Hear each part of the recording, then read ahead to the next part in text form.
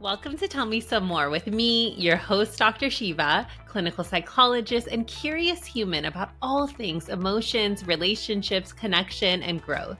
My mission is to help you in improving your self-confidence and your relationships, both with yourself as well as with others, and to increase your awareness around the topics that actually matter in order to live an intentional, fulfilling life. Each week, I'll be releasing one episode that will either be a solo session with me or a conversation with an expert in a different field. While I hope that you find this information helpful, it's not intended to be a substitute for mental health or medical treatment or professional advice. Now let's get curious and help you to have more of the life and the relationships that you desire and so deserve. Enjoy, everyone. Hi, Goli. Thank you so much for joining me. Thank you so much for having me. It's Oh my gosh, such an honor. I'm so honored. I was mentioning offline just how excited I am to meet with you. I feel like we know each other from social media. So this is and I'm just grateful that you've joined me. You are my first interview for the Tell Me Some More podcast with Dr. Sheva. So special. That is such an honor. The first guest. I love it. And congrats on launching the podcast. This is amazing.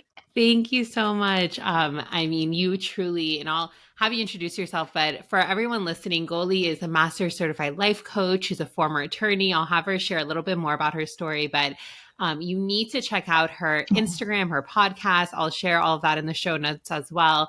But you have just truly inspired me so much to take the step. I've been wanting to launch a podcast for years now. And every limiting belief that could come up for me did come up. And I just took your advice and I follow so much of your content, your podcast episodes, and here I am just taking action, a little terrified, but I'm so excited. I feel like it's time. Oh my God, that's so special. Thank you so much. That means so much to me. And I'm so thrilled that you decided to do it. And I know how scary it is. And I know how it can feel like the most terrifying thing, but I promise you it's going to be so much better than you even expected. And so I'm so glad that you finally put it out there. Thank you. Thank you so much.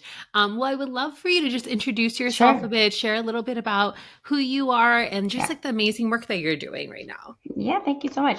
So my name is Goli. I am the host of a podcast called Lessons from a Quitter. And I kind of had a similar story to a lot of people where I decided I was going to be a lawyer at a very young age. I put my head down. I was, quote unquote, successful in getting there. I went to a really great law school and had a really great career. But I think like a lot of people where you sort of are chasing this goal, when you get there, you kind of look around and you're like, this isn't what I thought it was going to be. And I found myself very unhappy as a lawyer. And I quit in 2014 when I had my first son. And I didn't know what I was going to do. I felt very lost. I felt very stuck. I felt like there was nothing else I could do. Like everything I'd worked for had been in the law. I'd spent so much money becoming a lawyer. I was just terrified. And I spent a number of years kind of lost and stumbling around. I ultimately ended up starting a business just because I really wanted to find something and I didn't know what it was. That led me to starting the podcast because I really wanted to talk about this topic of like quitting and starting over and being able to reinvent yourself and changing your mind and not having to stick with one thing for the rest of your life. And that has sort of grown. It's been really the most like beautiful chapter of my life, I would say, is I started in 2018 and we've grown like a really beautiful community and platform of so many people that feel in that same space and they just know there's something more for them. And so I now, like you said, I became a master certified life coach and I help people now figure out what that next thing is, like figure out either how to love where they're at and kind of become more intentional with their careers and their lives and what they're doing, how they're spending their time. So many people are so burned out and, are chasing this like ever elusive balance, but always doing too much or helping people quit and figure out like, if I'm not going to love it here, then it's time to stop wasting kind of this one life I have doing something I hate because everybody else thinks they should do it. So I run a membership called the Quitter Club where we help people with all of this stuff and all the mindset stuff. And I absolutely love it. I love that. No, thank you for sharing that. And when you say mindset stuff, just in case other people don't know what that means, what does that actually mean? Yeah. And that is kind of like coach speak, kind of airy fairy. Like oftentimes that's hard, but here's the thing, like for a lot of us, whatever it is that you want to do, the how of doing it or the steps of doing it are not that hard. And all the information is out there at this point, right? There's Google. You want to build a business, you want to quit your job, you want to get another job, you want to get married, whatever the goal is that you have in your life, it's there. But the thing that stops most of us are all the thoughts, right? Like, this will never work. What are people going to think about me? What if this fails? What if I ruin everything? What if I regret it? Am I going to look stupid? I don't know what I'm doing. And so many of us, and we all know this, like, just spin in our heads. Like, it's like a prison in your own mind of thoughts all day long of everything you're not doing right and every way you're falling short. And like, you're so lazy and you should have done more. And look at this other person. And we go on, social media and we compare and despair and all of that.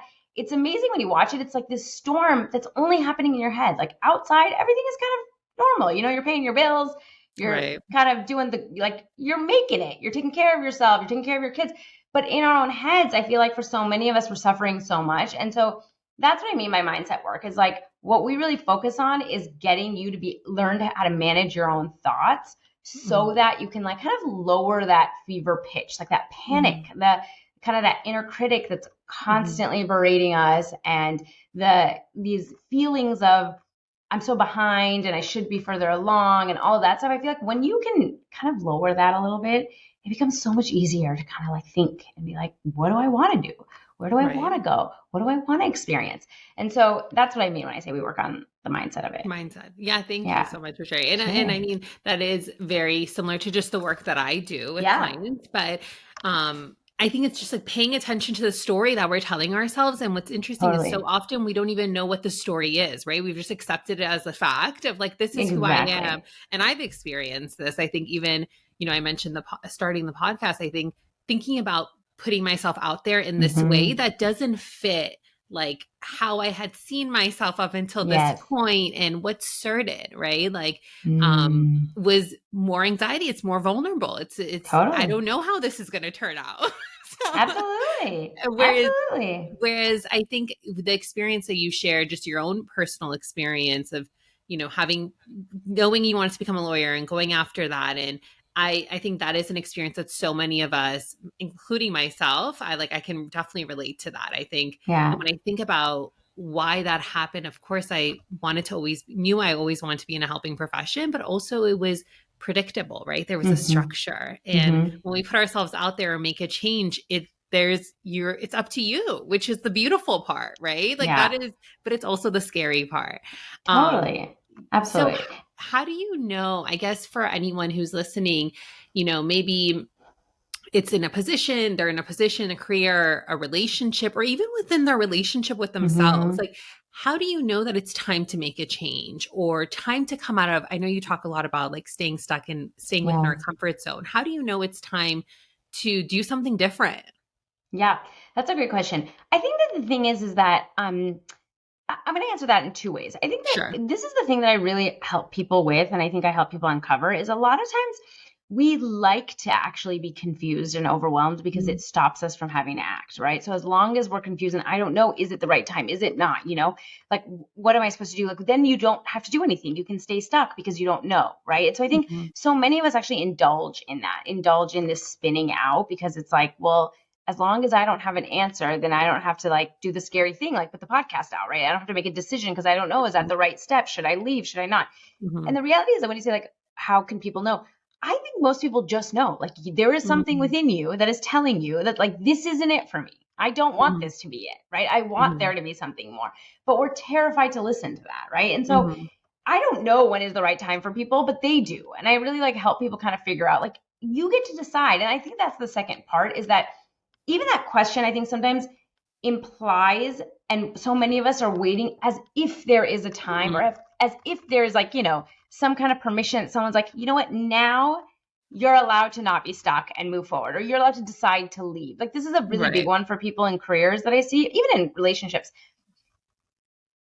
People are waiting for permission to be able to leave. And sometimes that comes at, I think we don't realize consciously we're doing this, but we almost inadvertently make ourselves more miserable to give permission to leave. It's like, oh, it's gotten so unbearable that I can leave now, right? Like I can't even stand it. I can't go into work because I'm breaking out in hives every day and I'm having a panic attack. And it's so it almost feels justified. Then like your friends and family are like, yeah, you should quit your job. Or let's say a relationship gets so bad. And like Right. one of the things I really try to teach people is like, you get to just leave because you want to anytime. Right. You can just choose that this chapter is over. It doesn't serve me anymore. And like, we want to know why you're choosing that. We want to know like the reasons for that decision. But when you start realizing like, there's no way to know, like, is this the right time for me it's just a decision. It's just a choice. Right. It's just like, I get to decide that this is the right time now. And maybe I'm not ready and maybe it'll be in a year or whatnot. But whenever it is, there isn't some like sign from the universe that's like, now is the time, And so you just get to decide that. And so if you think there's something more for you and it's like, now is the time that I want to change it and I kind of have the bandwidth to, then great. Now is the time. Right. I love that. So it's like, it's paying and being more intentional and just like tuning in to yourself, really, like checking in with 100%. you and being like, am I good with this? Am I fulfilled with 100%. this? And if you're not, then seeing like, what can I do to figure that out? Right. Yeah. But like, or do I even want to figure that out? Maybe I don't, right? Exactly. And that's what actually a lot of us don't want to ask the question because we're like afraid of the answer. We know what the answer is, like we don't even want to know, which is fine. I mean, we all do it. I've done it. I still do it. But I love that you said that because like really, I was actually just on a coaching call and I was telling, because the name of my podcast is Lessons from a Quitter and the name of the membership is the Quitter Club. And so I'll sometimes get people be like, well, I don't really want to quit. And I'm like, that's not what it's about at all. Like if you want to quit or not, your job, I don't actually care.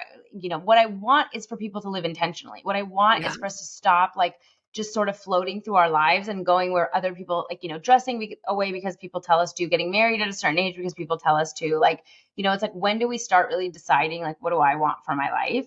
And that is intentionally choosing and evaluating, right? A coach I listen to talks about, even with relationships, like every year you should ask yourself, would I choose this again? If I had to start over, would I be in this relationship, right? And a lot of people don't, like I said, don't want to know the answer to that.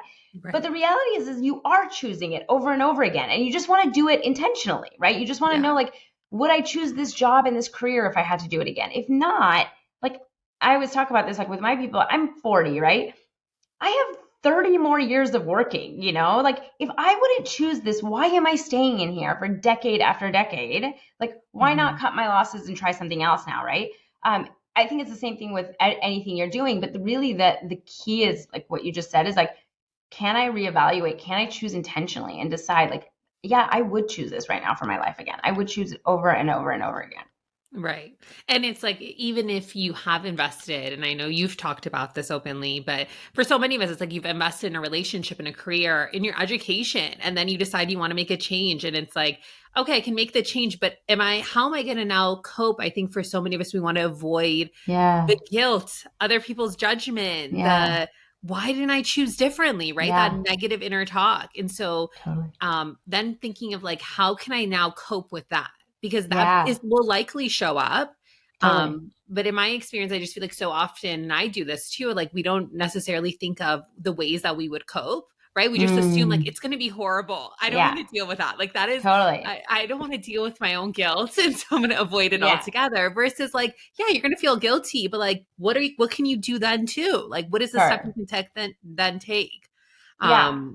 Absolutely. Well, I think like, so one of the things I talk about a lot is I always talk about like, one of my sayings is always pick your hard, because it is hard to deal with judgment and guilt and stuff. It's also hard being resentful and angry and bitter about a life you don't want, right? So like staying in a career or relationship you don't like, that's not easy. And we like to like delude ourselves into thinking it's easier to stay. But then we have so many people that we all know, that are just so unhappy in your life. And it's not easy being unhappy every day, So it's like, I'm like, okay, pick your heart. You might as well pick the one that's going to take you towards, you feel guilt, maybe you feel embarrassed, maybe you feel some judgment, but at least it's taking you towards the life you want to live. At least like the other side of it is, so much more enjoyable. So, I mean, there is that. But I also think like a lot of what I try to do on the podcast is really like reframing a lot of the conditioning that we've been given. So even the reason, like what you were just saying, like to feel guilty or to, is simply because we've been given these like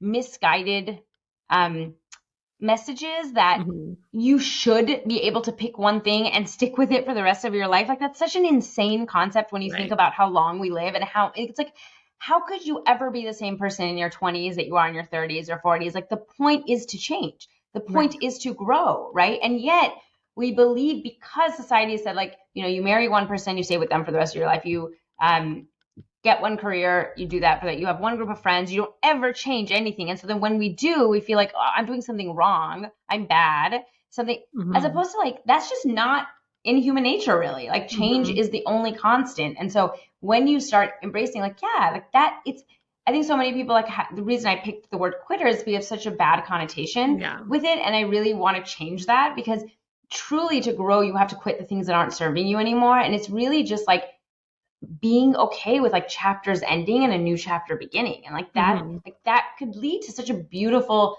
story, instead of like one chapter, that's all you get. It's the same chapter. It can't change. The plot line has to be the same. It's like so boring. And so I feel like when you start even realizing, instead of just dealing with your own guilt, realizing like, what am I feeling guilty about? Like, who made up this rule, and do I want to live by it?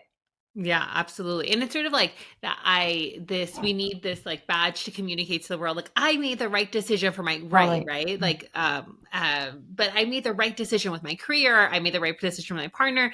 And the truth is, like, we all make, I say mistakes, but not in a bad way, right? Like we all make decisions, make mistakes. We make decisions based on where we're at, like, how we're feeling at that point, the information that we have available. What I love about how, you are changing the connotation associated with like quitting, and just, the word that came up for me was not failing in some sort of way, but I'll share with you what I mean by that. But, is just what I was saying is the of like the opportunity that is there, right? Like, and in that process, when we're making a change, there's also the transformation. It's not just a loss, right? Totally. So when we go through grad school, regardless of if you go and stick with that career or not, like grad school, changed me. I became more 100%. Of the person I am, and so different in other ways. But what I thought about was, growing up, which I don't know if this is atypical or not. I thought it was atypical, but my dad would always encourage me to make mistakes and to fail. Oh my God, I love that. And still to this day probably will tell me, like, with my business or with work or whatever, and when you make mistakes, when things go great, that's like, wrong, that's great. And growing up, I hated it. I was like, why would I want to make mistakes? Like, I need to know this perfectly. Speaking of just my perfectionism, but I think now that I am through experience, I'm like, wow, that is such a great skill. Like, if we all could see just in those changes, how like that is an opportunity. We're going to go in with more insight, and now it's opening the door to so much more. Oh my God, that's kudos to your dad, because most people don't ever teach that, and they really teach the opposite. And exactly what you said, I think like one of the things that it's so fascinating when you think about it, and like when you think about it consciously, obviously none of us think this, but we believe like in our subconscious that there is a way to never make a decision that you would change, right? Like never make a quote unquote mistake, like as if every decision you ever make is going to be the best decision. It's always going to turn out the way you want, right? And like when you say it like that, you're like, obviously that's impossible, right? Like, of course, there's going to be tons of decisions that I make that later on I get more information, I'm like, oh, I wouldn't have done this again or whatnot. But because we have been raised in societies that have required perfection and have taught, especially women from very young, to strive to be perfect, we're under this delusion that like there is a way to be perfect. And so we beat ourselves up when we fall from an impossible standard, instead of, like you said, like, what your dad said is so brilliant, because the thing is like, there's tons of people that use this phrase. I don't know who said it, but it's like, you either get the result you wanted or the lesson you needed, right? So it's like, if you look at failures, like, okay, I'm going to try a bunch of things, and like some of them are going to work out and it's going to be great, and some of them, like, I'm going to learn so much about myself, it's going to change who I am, and that's the person that I take to the next thing and the next thing. Like, it's not as though it's like a staircase, right? Like, let's say you put all your failures and you're using it as a staircase to like go up to the success that you want. And I think, for me, I look back, like, I could look at my law degree as a failure. I could look at it as like, I don't use that law degree anymore, right? But I don't, because it truly shaped who I am, and I do use it. And I use I just can't unlearn how to think as a lawyer. And it served me in so many ways, not to mention all of the relationships that I built and the people and the experiences, and the fact that like my whole business is based because of it. Like if I didn't have that experience, I couldn't bring this knowledge. I couldn't understand why people, how other people did this. And so I think like you get to like going back to what you said earlier about like the story we create about it. It's like it's not a fact in the world that you made a mistake. Right. It's like something happened and you get to decide how you want to think about it. You can tell yourself it was a mistake and that you're terrible and you should have known better. Or you can be like, what was I thinking when I did that? Why did I make that choice? And I can learn from it. And like this helps me, and like it's such a more enjoyable life that way. 100%. And it's even if we do make mistakes, I mean, it's a mistake. No, we're going to. And it's like, even if there's not this positive story or a lesson learned always, I feel like it's also like we're human and you're going to make mistakes, and releasing yourself of that expectation. I mean, this is something I'm constantly working on, but like releasing yourself from that expectation, right? Which I agree. I think so much of society, we just don't. It's definitely, if we endorse more of the opposite, right? That perfectionism. 100%. But you always, I think I just really admire that you always bring voice to like the human experience and what is happening for so many of us, and just normalize the human condition of us being imperfect, and these thoughts come up, and yet you can still choose differently, right? Like you can still choose to take action, even though it is uncomfortable. I would love to. I was actually listening to a podcast. Well, I listened to your podcast, but I was listening to a podcast that you were on. I think it was the Get Paid podcast that you also shared on your podcast. Which was great. I think everyone should check that out. I learned a ton about your history. But you had mentioned something that really surprised me. You mentioned that the hardest part of your work was showing up on social media for like sales, if I'm recalling correctly, right? Yeah. And I was surprised by that, because when I see you on social media, I've always just loved how authentically and how regularly you've shown up. I just feel like you're so genuine and so authentic, and I guess for me, I was like, oh, she's so confident. She's showing up and making herself vulnerable, and all of these things that we all want to do. And then when I heard that, I was like, wait, that's the hardest part. It's like, it seems like it's inherent to her. Like it's so easy. Oh God, that's so funny. And it just goes to show, this is like why, I mean, it's so many of us, like we spend so much time on social media in this like doom scrolling, compare and despair. And it's like, you think you know what other people's experience is or what's happening behind the scene. And I mean, it's so far from what the truth is. Now, I do feel like I show up genuinely. Like that is, it's not a contrived thing. And really it was like a decision early on. I'm like, if I'm going to show up, like I cannot try to show up perfectly. Right. I cannot try to make graphics that look good. Like that's beyond my pay scale at this point. Like this is all I can do. That's all I'm doing. And like, I very much try to do that. And I think a lot of my, even, all of my work is really in trying to show the humanness of the experience, of our experience. Like it's fine. But it's funny you say that, because even today I was like berating myself. I'm like, because I don't know, the last time I posted was probably 2 weeks ago. And I'm like, post something, for the love of God, Goli, just get on it. It's not that serious. But I have such a love-hate relationship with showing up. And so I do feel like I show up authentically, but I still really have the voice of like, the perfectionist voice of like, who really cares? Is this good enough? Are people gonna like? So every time I come to post, like I overthink it. I've obviously I've been doing this now for like 4 or 5 years, so like I've gotten better. In the beginning, it was a lot worse, but it's still the part that I struggle with the most. Oh my gosh. Yes. No, please continue to share. Yeah. I mean, whenever you share, truly, whenever you share, I'm like, feel so validated, feel so seen. God. And I'm like, oh my God, she gets it. That's, I will always, I think that is one thing that comes, I'm like, Goli gets it. Oh, good. Oh my God, that makes me so happy, because that's what don't take that away from us, Goli. I really appreciate that. I really do. You know what's really even funny, even like as a full kind of circle moment for me right now, because this happened yesterday too, when it's so funny because you were saying like, putting yourself out there, like we were talking about you starting this podcast, and you were saying like, I'm having some, anxieties about putting it out there and stuff. And which is so normal. Like it would be weird if you didn't, like, I feel like it's like anybody putting your face out there is like in a new way, and it's vulnerable.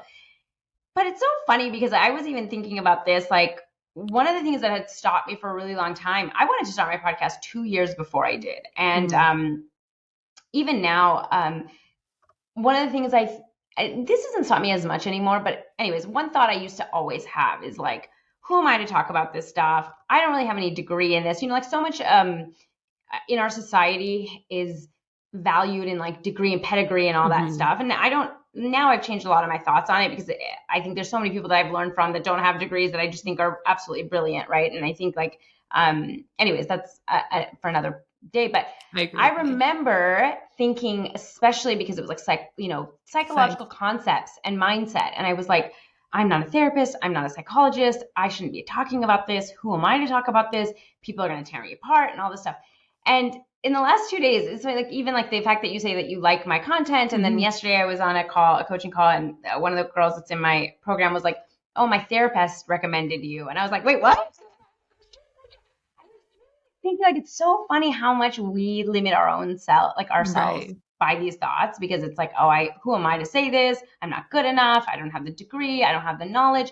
I don't know enough, and like really like my whole approach to all of social media and even putting this out there is like, I can just share my experience. That's it. Like, Right. I don't claim to have the answers for everybody, or to say like, this is the one way in which everybody should think or should act, but I'm like, this helped me to think about like motherhood in this way, to think about, my job in this way, to think about this stuff. And so, to hear you say that you enjoy it honestly means a lot to me. So thank you. Oh no, of course. Yes. No, I really do feel like the mindset work, of course, like you are an expert in, but also I think like you have a talent for voicing the real human experience in ways that even when I listen to your podcast, everyone needs to listen to your podcast. But when I do listen to your podcast, I'm like, you say that I just can tell that you're very attuned to your own experience, to other people's experience. That's what I usually will take away of like, oh, I didn't even notice that. But Yeah. yes, that's what's usually happens. Yeah. I do have a question of, Sure. since it is difficult, sort of, you mentioned just like love and hate relationship with social media, what helps you to continue to show up and continue to, Great show your question. face, share the content? Like, what Yeah. helps you? So again, I'm going to answer that in two ways. One thing Sure. that helps me is wanting to share the message. So every Okay. time whenever I'm not wanting to share, I'm thinking about me. And then whenever I get myself to share, I'm thinking about the people that need help, right? And that's what I try to do most, is like, it's not about me. It's not about like what, how I sound or what I look like or what people are going to say about whatever. It's like somebody out there is suffering. And truly, like for me, I think we all just try to help like the person we used to be, like who was a couple steps behind. And when I left in 2014, this was like right when that was like the beginning of Instagram. There wasn't like educational content. It was like people just taking pictures of like their food, and whatnot. And I felt so alone when I quit, and I felt so much shame. And I was in a really dark place about like being a failure and, whatever. And I would have like killed for somebody to tell me that it was okay and that it was normal, and that like there was nothing wrong with me. And so when I get into my own funks, I'm like, there's somebody out there that's just depressed and hates their job and doesn't want to be there. And like, they just need someone to be like, listen, I get it. I was there too. There's nothing wrong with you. You're okay. And so when I focus on that, I can get myself in gear a little bit to be like, just post what you want to say and like help them, But the other thing, another key thing that I think has helped me continue to come back is that I have a lot of compassion for myself. Like I have really learned how to turn down that inner critic. And I feel like I have a lot of compassion for my own journey through this. So I don't shame myself when I stop. Like I don't start thinking, well, it's been 3 weeks and now I can't post and now everybody has noticed I'm gone and, I'm never going to stick to it. So what's the point? Like I very much like have with social media helped myself get out of the all or nothing. And I'm like, listen, I'll post when I feel like it. And when I don't, that's okay. Like maybe my nervous system needs a break. Maybe I just can't handle it right now. Maybe there's a lot going on in my life and I'll come back to it. And like, no one's leaving. Everyone's there. Social media is not going anywhere. Changing. Nothing is changing. Like, I feel like we're like, if I don't post 3 times a week, the whole business is going to collapse. And I'm like, okay, that's so not true and dramatic. And when I learned that, it became so much easier because I was like, yeah, like some weeks I'm just going to go. My mantra was low and slow, just low and slow. We're just going to take it as easy as we need to take it. And then some weeks it's like, no, I have a lot of creativity and I want to post 5 times and I have all these things I want to say. And I'm okay with both. And I think like not needing it to be perfect, not needing to have a content calendar and batch content like that. If that works for you, that's great. It just doesn't work for me. And so I'm like, I'm going to do it the way my brain works. When I feel creative, I do it. Now, I'm going to give a caveat really quickly.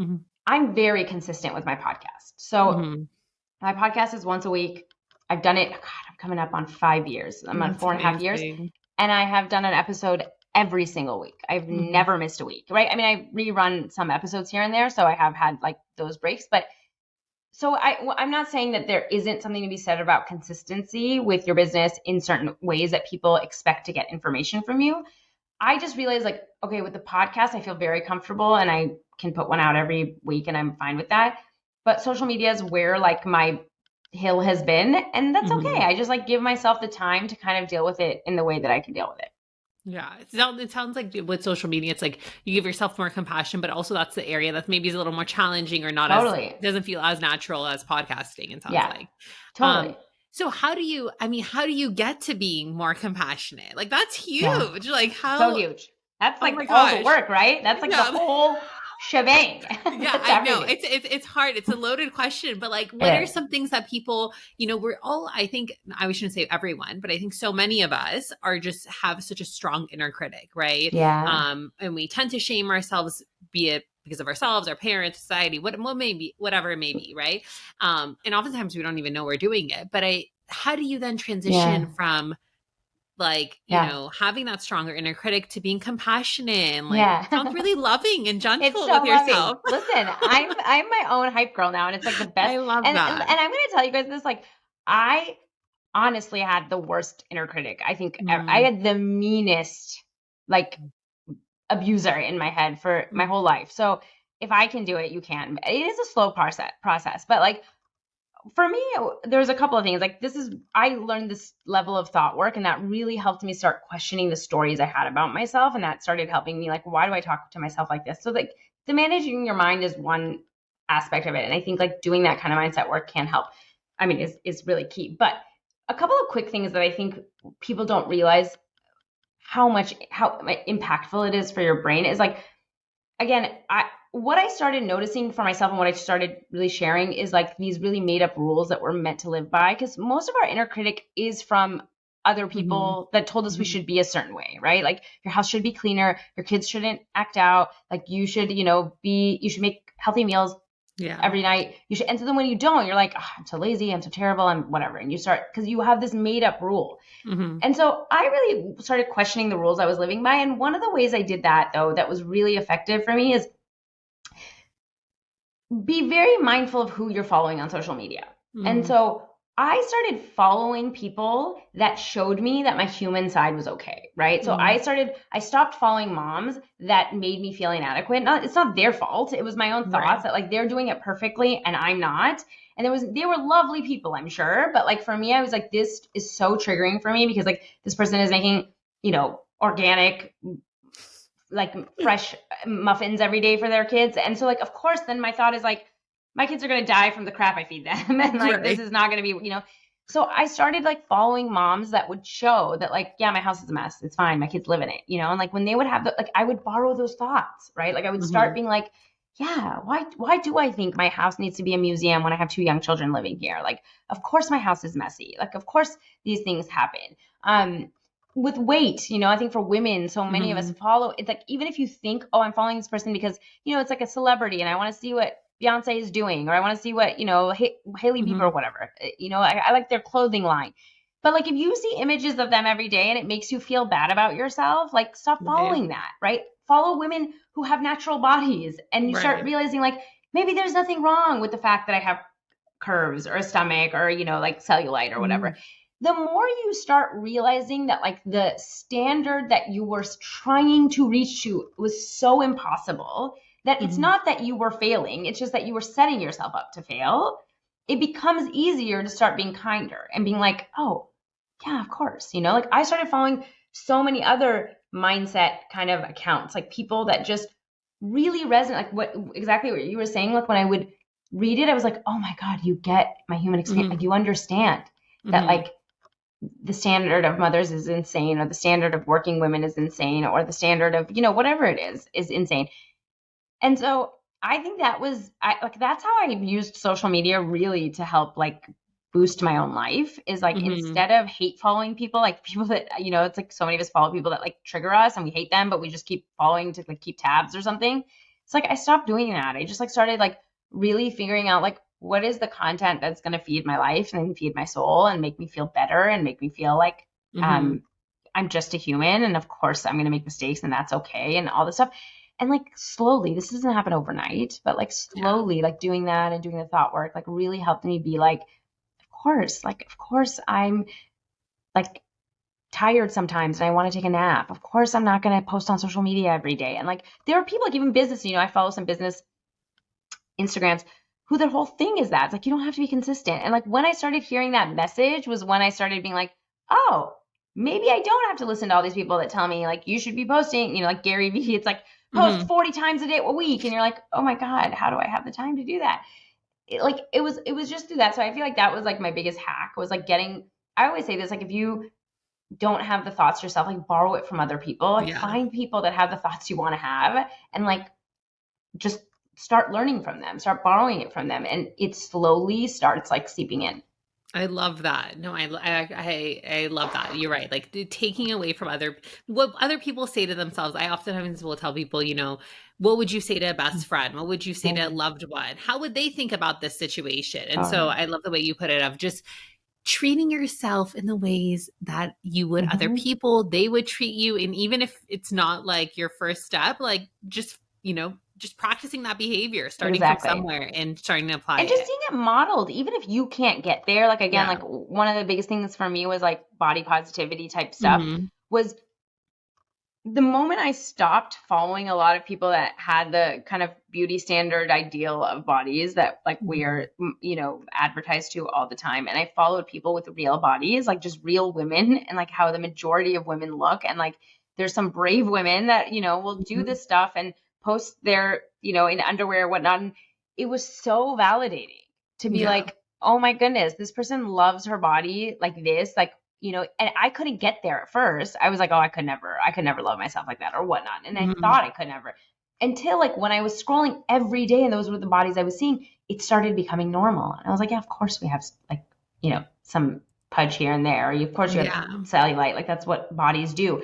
Like it was amazing to see how you just start realizing what it's like what you're taking in becomes the norm. And so like Yeah. you just have to be really careful about what you're taking in. Yeah, 100%. No, yeah, just like the information that we're consuming, be it Yeah. from conversation, social media. I think the other thing that I think of is, because I think for me too, I'm also Iranian American. And I just think within our Yeah. community, right, there are a lot of Totally. expectations and things that are like been passed on by around body, profession. And so I think for Totally. me at this point in my life, I will usually, if that like insecurity or something comes up for me, I'll usually think like, well, what's the worst case? Like, Yeah. what am I actually fearing in this Yeah. situation? Like, what is the meaning that I've associated with this? That's great. Even Yeah. if I haven't in the moment been intentional about it, like, well, what's the meaning that's been communicated? And what's the worst case? And is that actually what I want to like co-sign? Yeah. And so it can be really helpful of just, I think it goes back again to that intentionality around it. Totally. Totally. But no, that's so helpful. Thank you. And is there anything else that you would recommend as far as like self confidence? I mentioned how confident I see you when you're showing up. Is there any other tips that you have around being confident or taking action when you don't particularly feel Yeah. confident in Yeah. that? Yeah. I think one of the biggest things that I really realized with confidence that I think has helped me a lot is, and I learned this from, I got certified through the life coach school, and Brooke Castillo, who runs that, teaches this. I think there's a difference between confidence and self confidence. And Hmm. like confidence, the way we think about it is like, again, a certain level of like perfectionism. Like, can I do this and do it well? Can I make Hmm. sure that the result is always good? Right. Like, we think we have to have that level of confidence to do anything. And the only way you get that kind of confidence is actually getting good at something. So Right. it requires you to be bad at it to get to that, right? So it's like you've practiced something so much that like I know I can with confidence that I can pour a cup of coffee and not spill it, right? Like I have Hmm. confidence in that because I've done it. Like my daughter who's 5 probably can't. Like she hasn't done it enough and she's likely going to spill, right? But what I started really focusing on is self-confidence is your ability, like your confidence in yourself to figure it out. Not to Hmm. always get it right, but to Right. know, like, I can rely on myself to figure this out. I can Hmm. rely on myself to do what I need to do, whatever it is, even if I fail, right? And I think when I started, like, sort of what you just said, that exercise of what's the worst that can happen. Like when I'm going into something and I'm really scared, or I don't, like when I want to lean on my own self-confidence, is like, regardless of what happens, I'll figure it out. I'll take care of Right. myself. I'll do, and the more I focused on that, the more my confidence grew. Because I was like, yeah, I can't guarantee it's going to work. I can't guarantee that it's always going to be a home run, or like that I'm always going to get it right. But I can guarantee you that I'll figure it out, because I figured everything else out in my life, right? Like I've managed to survive all my worst days. I've managed to like get through dark periods. So like the more I would like look at that evidence and be like, listen, we've done a lot of hard things before. We can do this. Like we'll figure it out. And so once I didn't need to know that like it would be perfect, it would work out, and I could just rely on myself, it helped me immensely to just try things. And like it was the most liberating thing, is I'm like, yeah, I could completely fall on my face and I'll still get back up and try it again. Yeah, it's a self-trust. It's like this self-trust of like, I got this regardless. Totally. And if I don't, I'll figure it out, or I have people in my life, or I have my own skills. I will, in some way, we'll figure it out and we'll move forward. 100%. But I think for me too, I think of the confidence of just taking the action is what's going to feed the confidence. Like you mentioned evidence, but the more that we can take action in ways that are aligned for us, in ways that are meaningful to us or connected to our values, then we then have just more evidence to draw from in the future when that anxiety comes up, when we feel like we're going to not do well or fail or whatnot. But either way, I thank you so much. I mean, I feel like I can talk to you forever. This has been so enjoyable. But before we end, I just want to ask you 3 questions that I want to end each interview with. So the first one being, what is one piece of advice you would give your younger self? It could be about anything. Yeah. Well, my advice would just be slow down. There's no rush. You don't have to get anywhere. Just like take a moment and enjoy where you're at. Everything is it's so funny because it's like, I just read a quote that said, nature never rushes and yet everything gets done. And I really just think about like how far we've come from like our own just natural, like being a part of nature. And just, I think I spent so much of my younger days rushing, trying to achieve. And I really just, I think if my younger self could see, like, it'll work out. Just slow down and try to enjoy a little bit of it. Right. Enjoy the process. Yeah. And that trust. But what is one piece of advice that you tell her to disregard? So I know you shared some of that right now, but is there anything else that you would tell her to disregard? So much. That's like a common piece of advice that people give. There's so many. But I think that the biggest thing that, again, it all goes back to self-trust. It all does. I think the biggest piece of advice I would tell her to disregard is like, other people don't know what's better for you than you do. Like you do not, like, it's crazy how much we outsource our own lives. And I think if I were to tell her anything, it's that like, you can disregard anything anybody else tells you if it doesn't like align with what you want. Oh my gosh, that's so powerful. I love that. Thank you for sharing that. And then finally, in this phase of your life right now, what is one area that you're trying to improve within or prioritize? That's a good question. I have like a rule in my group that you only get 1 goal a year. That's it. Like no one's allowed to have more than 1 goal. And so my 1 goal this year is improving my health. So I think that I have put my health on the back burner for a lot of years, and it caught up to me. I turned 40 this year, and I feel like my health just like went off a cliff. I was like, well, now you're older. So that's what I'm working on. It's like I'm getting really serious about both physically and mentally, how I can really support myself and be there for myself and do it imperfectly and fail at it and try to make myself the healthiest version of myself I can be. Thank you for sharing that. I think the reason I wanted to even ask that question, I'm going to be asking it, is because I think so often, and for myself too, it's like we see each other on social media, or like, you hear someone's podcast and they're so successful. And I really just want to highlight this point that all of us, there's an area that we're either learning more about or improving within. And so, there's always space to do more of that, or more of that for sure. But Goli, thank you so much for joining me. I would love connecting with you, and just thank you for all the work that you're doing. You're such a positive, like, you inspire so much hope. And truly, you're gonna make me cry. No, and I really mean it. Like you just inspire so much hope and just support. Everyone needs to go check out her Instagram, and I'm going to have you share in your podcast. But I do feel like you feel like an emotional hug or support system for people. I mean, that's how it feels for me.